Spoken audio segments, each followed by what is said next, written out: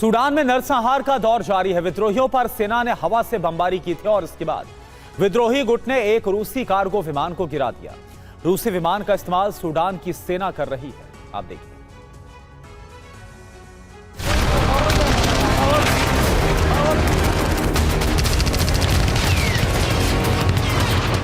Sudan में गोलियों की आवाज तो कई दिन से गूंज रही है, लेकिन वहां आसमान में भी जोरदार धमाका हुआ।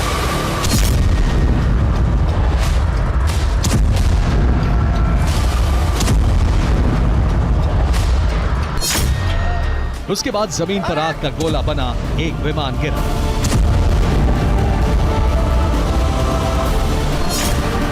दावा है विद्रोही संगठन आरएसएफ ने विमान को गिराया है। निशाना रूसी कार्गो विमान पर लगाया गया। कार्गो विमान में कई क्रू सदस्य भी मौजूद थे। रूसी विमान का इस्तेमाल सेना कर रही थी।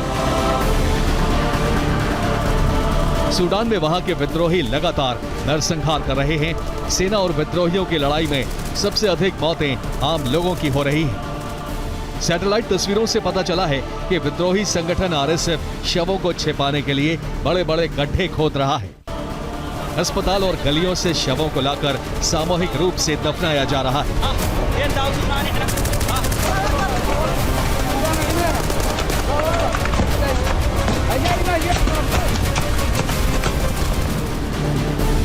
सूडान के 12 क्षेत्र में 43 लोगों की मौत हुई है। 37 लोग आरएसएफ के हमलों में जख्मी हो गए। उत्तरी कोर्दोफान इलाके में यह नरसंहार हुआ है। सूडान की सेना आरएसएफ संगठन पर हवा से कई बार बमबारी कर चुकी है, जिसके बाद गुस्से में आरएसएफ ने विमानों को निशाना बनाना शुरू किया है। आरएसएफ के पास FK-2000 एयर डिफेंस सिस्टम है, जिससे रूसी विमान को गिराया गया है।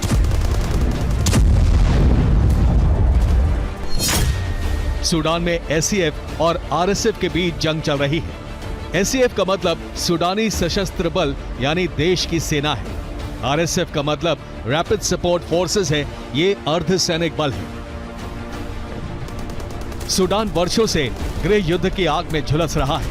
इसकी सबसे बड़ी वजह थी सैन्य कमांडर्स की देश पर राज करने की महत्वाकांक्षा। उत्तर और पूर्व में सेना का दबदबा है, जबकि आरएसएफ दारफुर के अधिकांश और दक्षिण के कुछ हिस्सों पर नियंत्रण रखता है।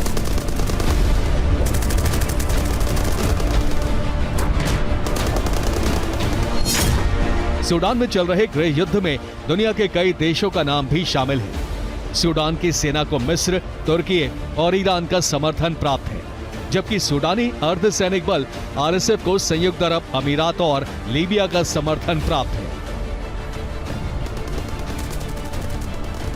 सूडान में पहले ही लोग भूखमरी का सामना कर रहे हैं, लेकिन सूडान में गृह युद्ध रुकवाने की कभी भी मजबूत पहल नहीं की गई।